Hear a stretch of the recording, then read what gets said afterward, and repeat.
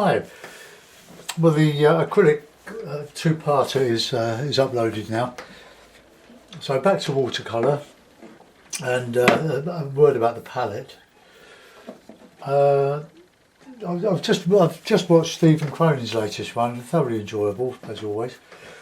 And even he now is using wet paint on his palette. Thanks to Maria Kellner suggesting, spraying the palette before you put it away, or putting it away in the Ziploc bag, which keeps it more or less moist, so that the whole thing is, if you don't like working with dried paint, you have to throw it away, scrape it off and start again. Ron Manson used to do that, but I got fed up with it because I've got dried paint on this palette, all the usual colours, although I use this for a gouache palette as well. It's okay if you can afford to keep buying the paint, but it seems a shame to waste it when you can keep it moist. So the spray in a Ziploc bag is ideal. And for me, money is an object. I've just bought 6 tubes of 21mm tubes of the watercolour paint, and I got it from Art UK. I didn't know who Art UK when I got it on eBay, but it was a good price, and if you buy 6 you get one free, so £16 works out at less than £3 a tube. So I bought two Payne's Grey, 2 lemon yellow and 2 raw sienna. The colour I don't often use is the burnt umber, but I've started to use it more, and I mix it with a bit of red, but I do like my burnt sienna. Right, I'm going to do a sort of a Scottish Loch type of painting. So I'll wet the paper all over, and I've got my board at probably about 80 degrees. It's not ideal, it's too steep even at that angle, but for demonstrating it makes it easier for the camera. We all have this problem. Unless you can pay somebody to set it all up professionally and have a camera over your head looking down. Harry scratched me this morning, about half an hour ago. We were mucking about, I was on my lap, and he tried to get away, and accidentally he clawed my nose. It's entirely my fault. I'll show you. See my nose? Little scratch, bloodied my handkerchief, but he's such fun now. He likes nothing more than the lap and turning over on his back, which is lovely. Right, so I'll put a bit of the damp sienna. Look, you can see how nicely moist it is. So I will just slop it about a bit and put a bit of alizarin in, because that's always a nice colour to warm the sky with.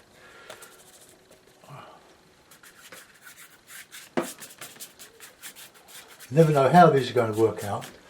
Now we'll do a bit of Payne's Grey and a bit of ultramarine, a bit of alizarin.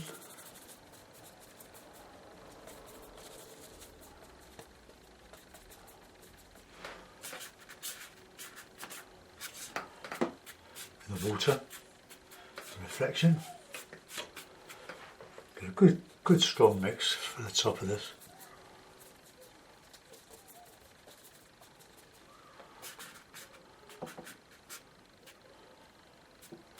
Reflect that.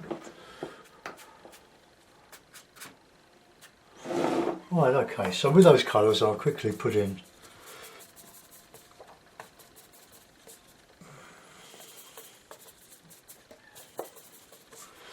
some mountains. We won't go too high with the horizon.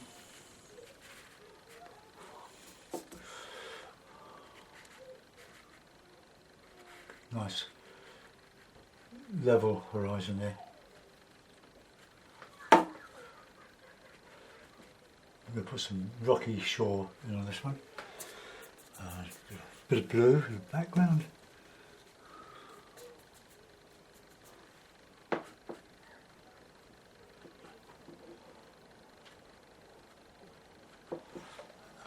across here, same colour mix of dark. Ooh, dark, thicker than that.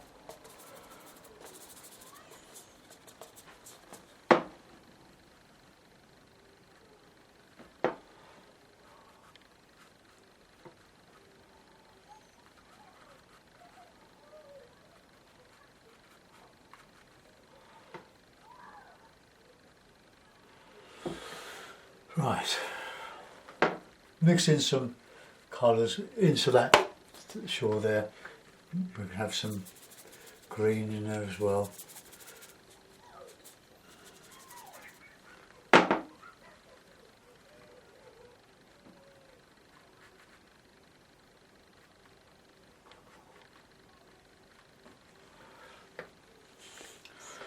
Okay.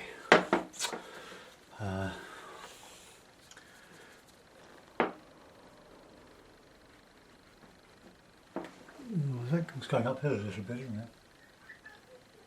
You have to watch that. I'm very bad at, unless I draw it in.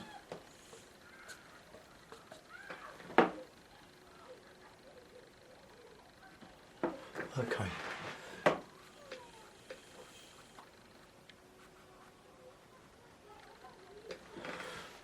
I want that harder there. So a bit of burnt umber in there, I think. Burnt umber, bit of red, bit of Payne's grey.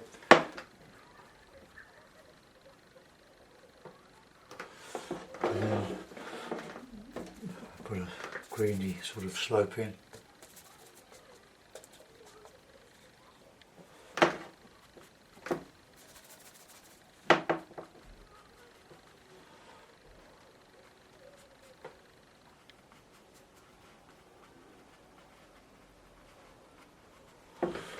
And bit of dark on the top here,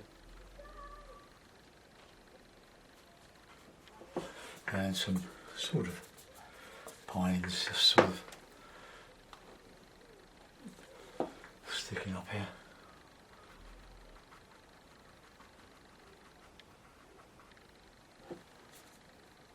On the blue side we do pines.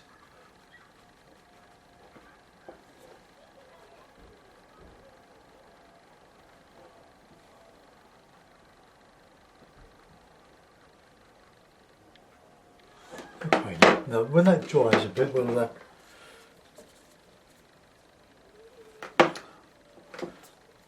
scratch out with our fingernail. So, I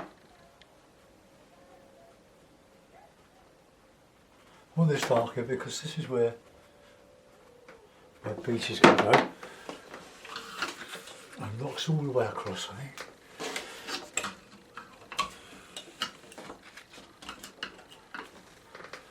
Nice and flat.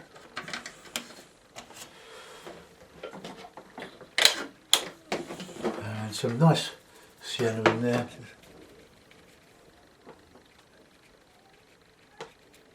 Loosely painted. So lots of water in here. Oops.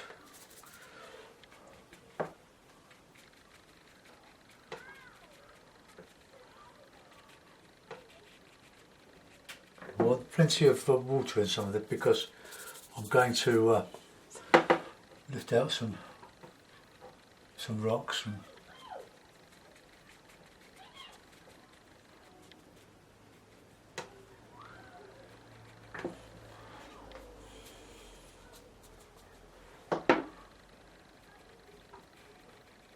I'll keep that wet.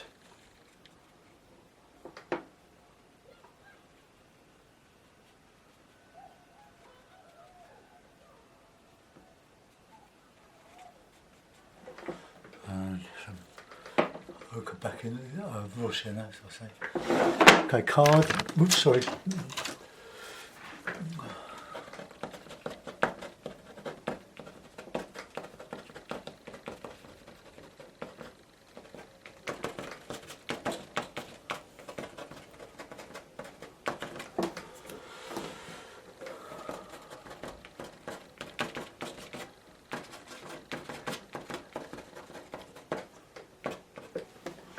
Right,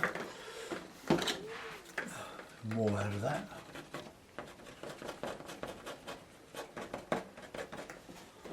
And I'll put a bit of dark shadow in on some of these.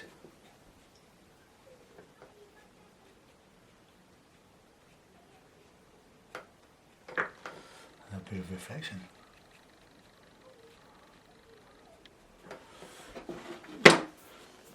I need to do some dry brush on the water, I think. Right, that's flat. Just to give an impression of ripples and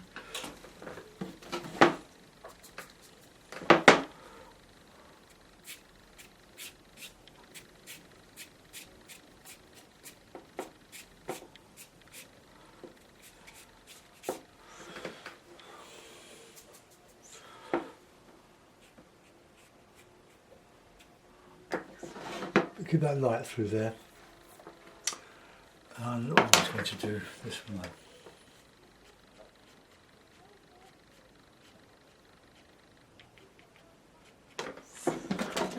Put a bit of a rock.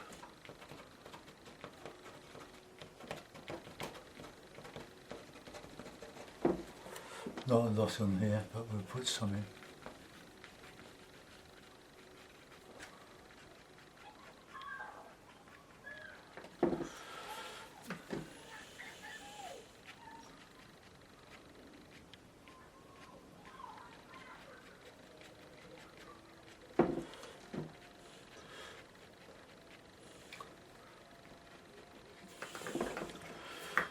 Okay.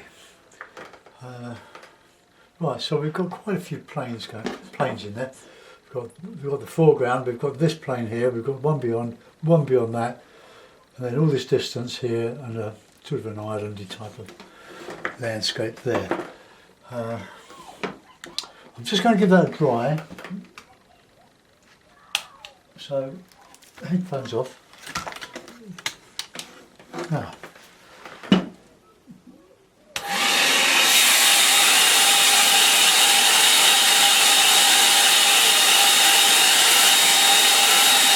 Yeah, this paper is just a little bit too smooth for a good dry brush, but we'll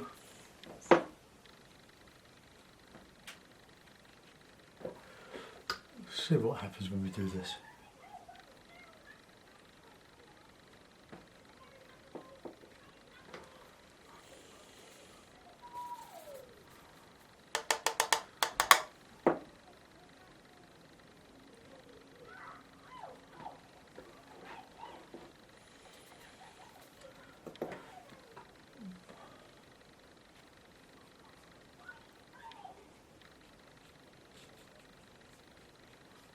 Don't think that improves it, does it?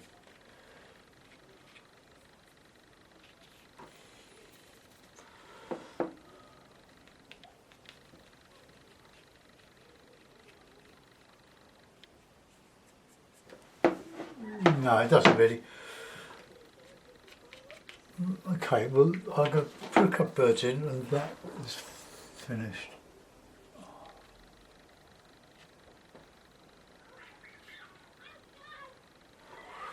And I'll sign it somewhere.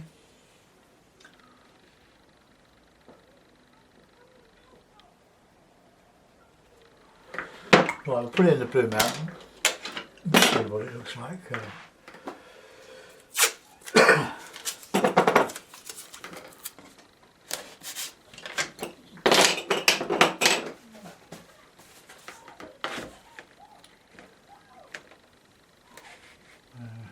Let's go down a little bit.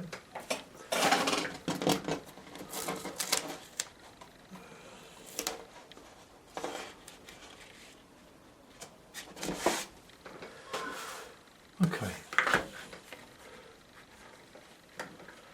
Well, there we are. A lakeland scene, Scottish Loch. Very simply done. I should have put a bit more paint in there really. It's come over a bit to there. Well, I could fill that in, I suppose. Bit of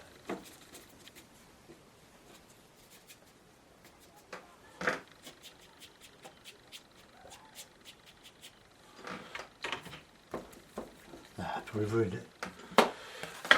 Well, anyway, here's a demo. Yeah, it's a bit of a smudge, isn't it? So, two things wrong. That refreshing's too dark. I made a right mess of that. And that one, but it's not without its merits. The beach is I'm quite pleased with that. I'm not so sure about that. That I'm quite happy with.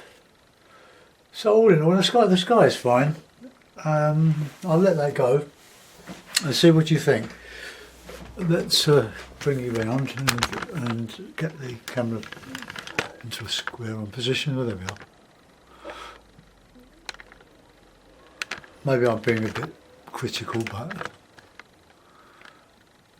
but it's just a Scottish Loch type of painting. Have a go yourselves. Copy what I've done, but try and make a better job of that than I did.